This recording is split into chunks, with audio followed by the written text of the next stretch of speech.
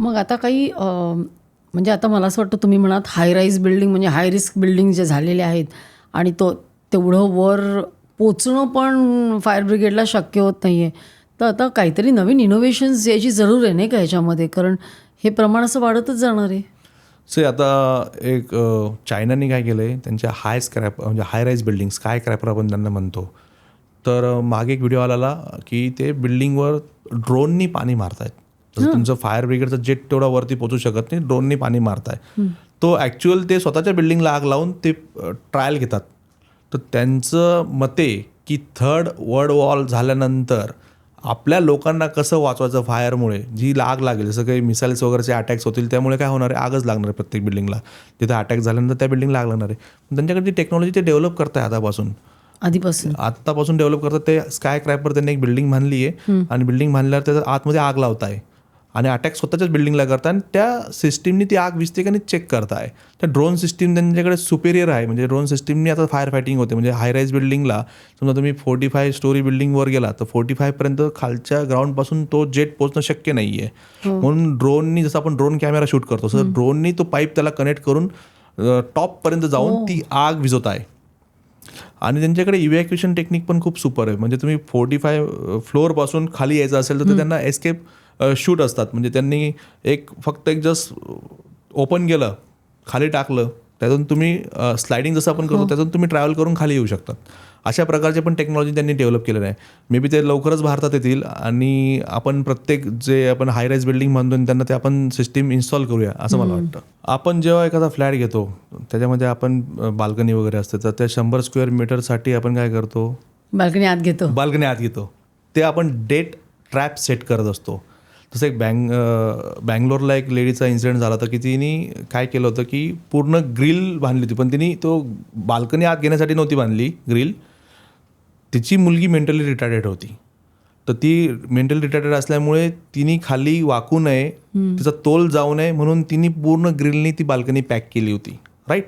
So incident असा झाला की तिने सर्व गॅसचे नॉब ओपन केले त्या मुलीने आणि घरामध्ये दिवा जळत होता. जसं तुम्हाला सांगितलं ट्रायंगल कम्प्लीट झाला, ऑक्सिजन होता घरात, गॅस हायली फ्लेमेबल होता आणि दिवा जळत असल्यामुळे त्याला हीट भेटली आणि तो ब्लास्ट झाला सिलेंडरचा. तो व्हिडिओ असा आला होता माझ्याकडे की ती लेडी कपडे वाळत घालते आणि खालून सर्व शूट करताय, पण तिला कोणी वाचू शकत नाही कारण की तिने ग्रिलनी पूर्ण पॅक आहे.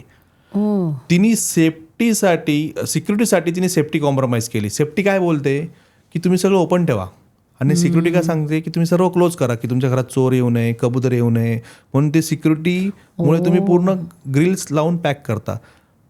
पण तो तुमचा डेट ट्रॅप सेट होऊ शकतो. अशा केसमध्ये तुम्ही काय करायला हवं की तुम्ही ओपनेबल विंडो ठेवा.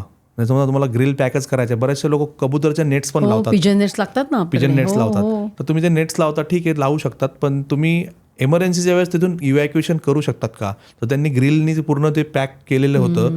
तुम्ही इमर्जन्सीमध्ये त्याला एक ओपनेबल विंडो बनवा की इमर्जन्सीमध्ये तुम्ही त्याच्यातून इव्हॅक्युएट करू शकता.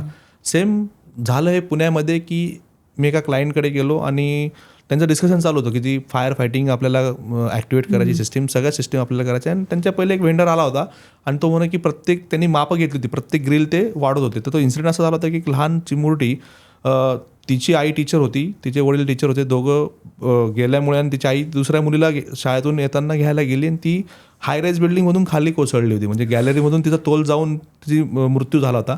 म्हणून सगळ्या कमिटी मेंबरने ठरवलं की नाही, आपले लहान मुलं आहे की आपण सगळे ग्रिल पॅक करून टाकूया.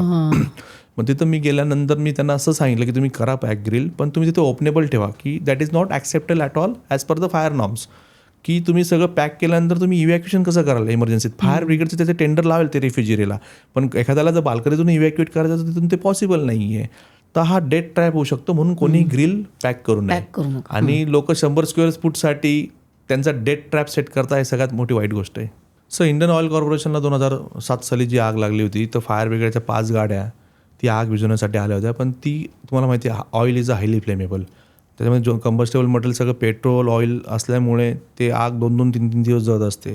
सो व्हॉट दे डीड, ते ऑइल प्लॅन्टला त्यांनी कव्हरअप केलं, एक्सटिंग्विशिंग एजंट त्यांच्यावर मारलं, पण ती आग विझत नव्हती.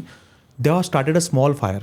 त्यांनी 1.5 किलोमीटर रेडियसमध्ये circular they have started a small fire. तर त्याचा इम्पॅक्ट असा झाला, तो काय ऑक्सिजन भेटत होता त्या प्लॅन्टला. आजूबाजूला सगळी मोकळी जागा असल्यामुळे त्यांनी ना सर्क्युलरली त्या आग लावल्या आणि ते कन्सन्ट्रेशन ऑफ दॅट फायर कमी झाल्यामुळे त्यांच्याकडे जे एक्सटिंग्विशिंग एजंट होतं त्याच्यामुळे ती आग आटोक्यात आली. So that is called oxygen displacement theory. जसं मी तुम्हाला आधी बोललो की हा ट्रायंगलमधले त्यांनी काय केलं, ऑक्सिजनची जी इंटेन्सिटी कमी केली आणि कमी केल्यामुळे ऑक्सिजन तर झिरो करू शकत नाही आपण एखाद्या एन्व्हायरमेंटमधला, तर त्यांनी ती इंटेन्सिटी कमी केल्यामुळे ज्यांच्याकडे जे एक्सटिंग्विशिंग एजंट होतं त्यामुळे ती आग विझवण्यात त्यांना यश आलं. दुसरीकडे लावली त्यांनी मुद्दाम उन्हा. त्यांनी जसं तो आयोसिलचा जो प्लांट होता त्यांनी त्याच्या अवतीभोवती 1.5 किलोमीटर रेडियसमध्ये they have started a small fire. Control केली. They have control oxygen. जो ऑक्सिजन भेटत होता प्लांटला तो बाहेर काय होता की जी आग लावल्यामुळे तो कन्झ्युम व्हायचा. स्मार्ट. कन्झ्युम झाल्यामुळे त्या आयोसिलची तिथं ॲक्च्युअल फायर झाली होती, तिथं ऑक्सिजनचं प्रमाण कमी झाल्यामुळे तिथं त्यांच्याकडे जे एक्सटिंग्विशिंग एजंट त्यांना जे म्हणजे फॉर एक्झाम्पल की 100 किलो लागणार होते 10 किलोमध्ये त्यांचं काम झालं असं म्हणायला हरकत नाही. ग्रीनफील्ड टॉवरला एका रेफ्रिजरेटरमुळे आग लागली होती आणि अख्खं ते टॉवर बाहेरून पण जळत होतं ना आतून पण जळत होतं. लंडनची गोष्ट. तर ती इतकी भयंकर आग होती एका रेफ्रिजरेटरमुळे. अख्खं त्यांनी बघितलं असेल तुम्ही व्हिडिओ, तर पूर्ण टॉवर जळत आहे. तर एक हायराईज बिल्डिंग असल्यामुळे एक फॅमिलीमध्ये त्या लेडीला वाटलं की यार मी माझ्या मुलीला सेव्ह करू शकत नाही, म्हणून तिने त्या मुलीला असं हातामध्ये धरलं आणि खाली अक्षरशः सोडून दिलं. तिला माहिती आहे आतमध्ये पण जीव जाणार आहे आणि खाली पण जीव जाणार आहे. तर तिने असं धरल्यानंतर सोडलं आणि तो कोइन्सिडेंट असा झाला की एक बाहेर कपडे विकणारा व्यक्ती होता, त्यांनी बघितलं अरे कोणीतरी लेडी असा हात बाहेर करते ना आपल्या मुलाला फेकते. ती मुलगी पडण्याचा कोइन्सिडेंट धावत जाऊन त्यांनी झेलाचा कोइन्सिडेंट एकदम मॅच झाला आणि त्या मुलीचा जीव वाचला. सो एक रेफ्रिजरेटर पण तुमचं बॉम्ब असू शकतं, म्हणून आपण जे करताना प्रत्येक गोष्टीचा मेंटेनन्स हा केला पाहिजे. सो मी वारंवार ट्रेनिंग करत असल्यामुळे फायदा असा असतो की काही काही लोकांना त्याचं महत्त्व कळतं. तर बरेचसे लोक फायर एक्सटिंग्विशर ट्रेनिंग झाल्यानंतर त्यांना की वाटतं की नाही आपल्या घरात एक्सटिंग्विशर हवा. मी जसं मी ट्रेनिंगमध्ये सांगत असतो की तुम्ही 2,000 रुपये हॉटेलला घालवतात, सेफ्टीसाठी तुम्ही 2,000 रुपये का घालवत नाही. तर असंच एका व्यक्तीने माझ्याकडे फायर एक्सटिंग्विशर ट्रेनिंग झाल्यानंतर सर आम्हाला फायर एक्सटिंग्विशर द्या, आम्ही आमच्या घरात ठेवतो, आणि ठेवला. म्हणजे लक म्हणा किंवा काय म्हणा की आता येत्या गणपतीमध्ये लास्ट गणपती झाले त्यांनी सुंदर असं डेकोरेशन त्यांच्या घरात केलं होतं. आणि डेकोरेशन आज माहिती आहे आपण गणपतीला खूप आवडतं, तर डेकोरेशनमध्ये गणपती बसल्याने बाजूला एक दिवा लावला असल्यामुळे तर दिव्याने ती आग लागली आणि सुदैवाने माझं एक्सटिंग्विशर त्यांच्याकडे असल्यामुळे त्यांनी आग विझवण्यात त्यांना यश आलं. तर त्यांनी मला कॉल केला की अरे गौरव तुम्ही प्लीज घरी येतात का. म्हटलं काय झालं. म्हणे तुम्ही या. म्हणे आमच्या घरी खूप मोठा इन्सिडेंट झाला होता काल, पण तुम्ही दिलेल्या एक्सटिंग्विशरमुळे तो आटोक्यात आला.